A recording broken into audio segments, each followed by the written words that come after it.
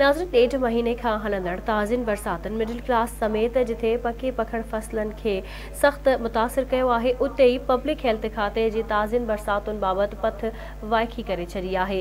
भेरिया city जे 3000 जी आबादी रखंदड़ ॻोठ हुसैन कल्होड़ो आहे, जिथे स्कूली मासूम ॿारड़ा तालीम हासिल करण लाइ नालियुनि जे गंदे पाणी मां गुज़रण ते मजबूर बणियल आहिनि। इन हवाले सां ॾिसूं था राणा अब्दुल सत्तार जी रिपोर्ट। 1.5 महीने का हलंदड़ ताज़िन बरसातिन मिडिल क्लास माण्हुनि समेत जिथे पखी पुखण फसलनि खे सख़्त मुतासिर कयो आहे, उते ई पब्लिक हेल्थ खाते जी ताज़िन बरसातिन सबबि पित वाइकी थी चुकी आहे। अहिड़ी सूरत-हाल भेरिया सिटी जे 300 खां मथे घरनि ते मुश्तमिल 3000 जी आबादी रखंदड़ वॾे ॻोठ हुसैन कल्होड़ो जी आहे, जिथे आम घिटिन नालियुनि समेत बॉयज़ प्राइमरी स्कूल जी पिण हालत ख़राब आहे। स्कूल में पढ़ंदड़ 300 खां मथे मासूम ॿारनि जो मुस्तक़बिल बि दाव ते लॻल आहे।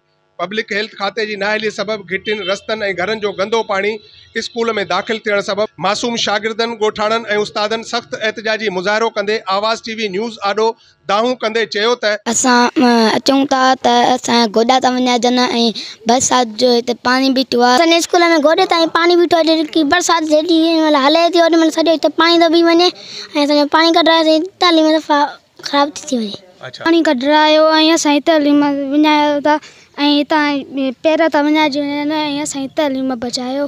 असांखे वॾी मुश्किलात आहे, जेको पाणी स्कूल में तइलीम बि तबाह आहे, उन खां अलावा असांजे अचण वञण में तकलीफ़ आहे। ॿार बचो मेन घिटी आई आहे, जेका मेन घिटी आहे उन खां चेयरमैन साहब खे अपील आहे त हीउ पाणी कढाए। पब्लिक हेल्थ जेका स्कीम करोड़नि जी सा माना नका ठहिया, इहो पाणी निकाल थियणो ॿाहिरि शाखुनि ते माना खूह ठाहे वरी ॿाहिरि निकिरणो। हाणे उहो पाणी ॿाहिरि ॻोठनि जो निकिरे कंदो, उहो ई पाणी असांखे ॿोड़े थो पियो। पाणी आहे इन जा कपिड़ा ख़राब थी विया आहिनि, ॻोठूं निकिरनि था कनि था हिते पंहिंजे उन हिसाब सां। त हिते त का आहे ई कान काई सहूलियत, पाणी बीठो आहे। गुज़ारिश था कयूं त हीअ असांजे विलेज हुसैन कल्होड़े में ॿारड़ा नथा पढ़ी सघनि, जीअं त हीअ पाणी रोडनि में बीठो आहे, को बि वॾेरो नथो कुझु करणु चाहे। असां इहा अपील था कयूं त हिननि जो तालीमी सुधारो कयो वञे। असांजे स्कूल जी बिल्डिंग साल थियो ठही आहे, 2 महीना बरसाति खे थिया आहिनि, पर ॻोठाणनि जो इहो कमु आहे। बरसाति जो पाणी त छॾ,